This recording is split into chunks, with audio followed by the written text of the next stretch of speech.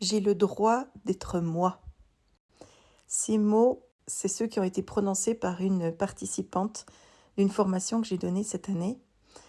Des mots qui ont été dits à voix basse, presque en s'excusant de les dire, en tout cas de manière assez timide. Salut les filles d'Olympe, bienvenue dans les bulles de flow, ce défi un peu fou, vous concoctez 100 épisodes en 100 jours. Chaque bulle sera une respiration, une histoire ou un défi pour éclairer autrement nos différences, nos ressemblances et nos fameux possibles. Je suis Florence Hugui, facilitatrice des impossibles, et je vous emmène avec moi dans mes bulles d'expériences, d'anecdotes, de dialogue avec vous aussi, bien sûr. Allez, on respire et on s'envole. J'ai le droit d'être moi. Ces mots, c'est ceux qui ont été prononcés par une participante d'une formation que j'ai donnée cette année. Des mots qui ont été dits à voix basse, presque en s'excusant de les dire, en tout cas de manière assez timide. Et dans le silence qui a suivi le moment où cette personne a prononcé ces mots, je crois que tout le monde a compris qu'il s'était passé quelque chose.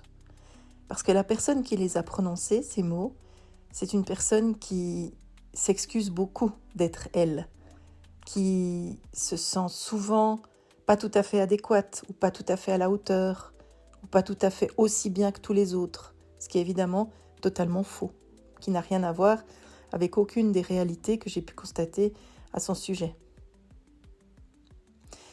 Il y a eu tout à coup, quand elle a dit « j'ai le droit d'être moi », quelque chose de incroyablement profond qui s'est posé. Comme si l'air avait un peu changé, qu'il y avait eu une sorte de basculement, que ce n'était pas juste une phrase, mais que c'était presque quelque chose comme une naissance. C'est un peu grandiloquent de le dire comme ça, mais il y avait comme une nouvelle page qui s'ouvrait, une nouvelle possibilité d'être elle-même et de pouvoir affirmer qui elle était et ce qu'elle souhaitait devenir peut-être aussi. Ces mots sont le fruit d'un très long voyage. C'est un voyage que nous avons commencé avec le groupe que j'accompagnais au printemps. Nous avons commencé ça au printemps et nous avons terminé durant l'automne 2025, après plusieurs mois de ce qu'on appelle un voyage de vie narratif.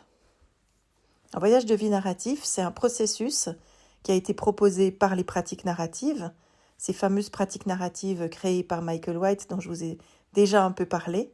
Et c'est un processus, c'est un voyage où chaque personne apprend à relire son parcours autrement, de manière individuelle mais aussi de manière collective. On n'est pas dans une formation classique, on est dans un accompagnement, dans un questionnement qui vont utiliser des récits de nos vies, des images, beaucoup de métaphores, plein de moments de silence, il y a aussi du dessin parfois, il peut même y avoir du collage, il peut y avoir aussi des lettres qu'on s'écrit.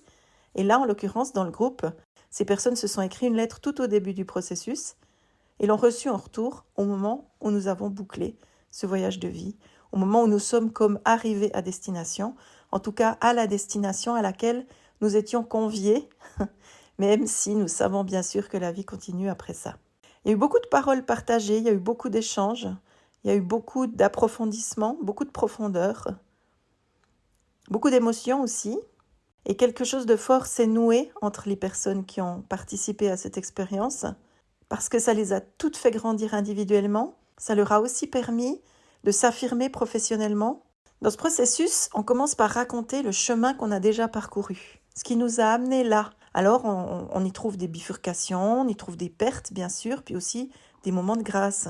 Et chaque personne va documenter cette première partie du voyage avec toute une série de post-it qui vont être installés avec à chaque fois des mots-clés, des mots qui font sens pour la personne qui les a déposés et pas forcément pour toutes les autres. Et chaque personne va partager un souvenir, une histoire marquante, quelque chose de puissant pour elle, qui a du sens, qui lui a permis de se poser des questions, qui a été clé dans son évolution personnelle. C'est égal, chaque personne choisit. Parfois, c'est aussi des épisodes tout petits, des petites histoires qui ont l'air d'être totalement banales, que les personnes ont peut-être d'abord pensé qu'elles étaient mineures, avant qu'elles se rendent compte que, quand on les relit autrement, ça peut être de véritables points d'appui. Une fois que cette première partie du chemin est documentée, il va y avoir ce moment des récits, ce moment où on partage ce qu'on a pu vivre, ce qu'on a pu traverser, et les autres personnes vont réagir avec comme des échos qui seront offerts à la personne qui se raconte. Et ces échos, c'est des petits mots, c'est des dessins, c'est des cadeaux au fond qu'on redonne à la personne. Ça peut être des questions aussi qui lui permettent de continuer de réfléchir à ce qu'elle a partagé. Ensuite, on va s'occuper du centre. Et le centre de notre voyage, c'est ce qu'on appelle le club de vie. Le club de vie, moi j'adore cette idée. J'adore cette idée qu'on peut être le club, qu'on peut être la présidente de son propre club de vie. Qu'on peut décider de qui sont les personnes qui vont entrer dans notre propre club personnel, dans notre cercle privé. Et là, on peut inscrire toutes les personnes qui nous passent par la tête. Ça peut être des compagnons de route, ça peut être des collègues, ça peut être les personnes qui sont là dans la salle et qui cheminent ensemble. Ça peut être des présences réelles, vivantes ou alors symboliques ou décédées. C'est en tout cas toute une série de personnes qui nous inspirent et nous aident à continuer. Vient alors le chemin à parcourir, celui qu'on souhaite explorer, qu'on souhaite transformer ou qu'on souhaite créer. Mais en fait, c'est un processus qui n'a pas d'hiérarchie. C'est un processus qui n'a pas une théorie descendante ou qui n'a pas une bonne réponse à donner pour être validé. Pas du tout. C'est juste du récit, c'est du symbole, c'est de la métaphore. On travaille aussi avec une boussole qu'on installe, une véritable boussole qui va constituer notre recueil de valeurs, tous ces non négociables qui nous tiennent debout et qui nous permettent de pouvoir continuer d'avancer. On va aussi créer un kit de survie, parce que dans un voyage, c'est jamais inutile. Et ce kit de survie, ça va être toutes les ressources, tous les alliés, toutes nos forces parfois oubliées, qui vont pouvoir être mobilisées quand on en a besoin. Ça va de Netflix à la barre de chocolat, en passant par la course dans la nature, ou cette soirée karaoké avec je ne sais quelle copine. Tout est bon pour être inscrit dans un kit de survie, pour autant que ça fasse sens pour nous.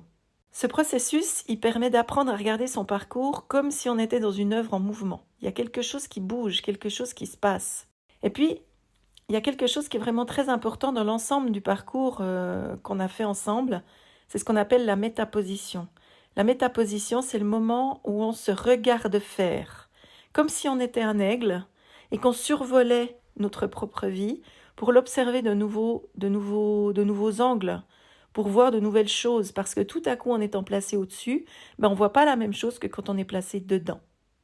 Et là, on raconte plus seulement ce qu'on a fait, mais on va chercher ce que ça a fait de nous. C'est exactement comme ça que la méthode 9-3/4 commence. En travaillant son propre parcours de vie pour aller puiser les forces dont on a besoin pour mener à bien le projet qui nous tient à cœur. Je les observais, ces personnes qui étaient en formation avec moi, dans un processus qui était quand même assez éloigné du principe de formation. Et je trouvais que j'avais une chance énorme d'être là avec elles, d'observer ces transformations, de les voir éclore, de les voir bouger, de les voir grandir ou évoluer, d'en être moi-même partie prenante, parce que évidemment que moi aussi ça me fait bouger, d'avoir la chance d'accompagner des personnes, ça me permet aussi de remettre en question pas mal de choses autour de ma posture, autour de la raison pour laquelle je fais ce que je fais, et comment je peux accompagner au mieux pour que les choses puissent émerger. Je crois qu'en fait, ces formations-là, c'est pas des temps d'apprentissage, en tout cas pas au sens premier du terme. C'est des espaces d'autorisation.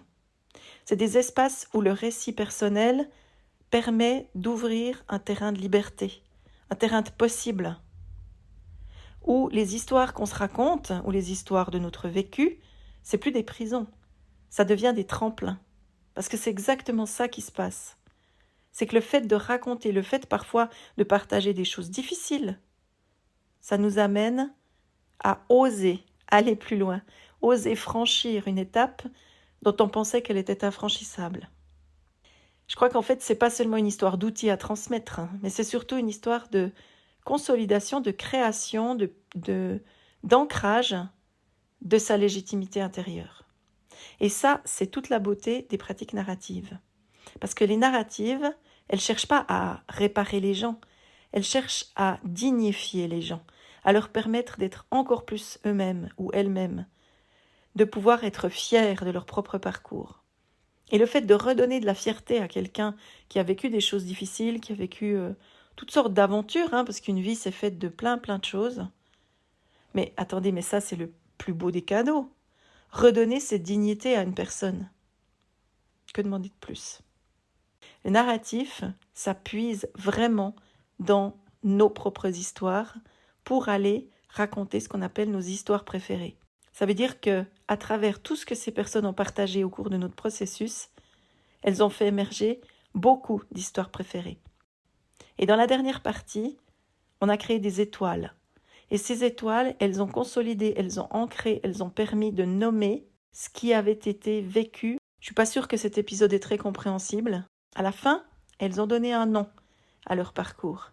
Et il s'appelle la voie de la transformation, la voie VOIE, mais aussi la voie VOIX. Donc dire « j'ai le droit d'être moi », c'est récolter un travail souterrain qui a l'air de rien, qui se fait tout en finesse, tout en subtilité, mais qui permet de faire que sa propre histoire ne sera plus jamais un poids, mais qu'elle pourrait peut-être se transformer en racine. Je vous remercie de m'avoir écouté jusqu'au bout et je vous donne rendez-vous demain pour la prochaine bulle.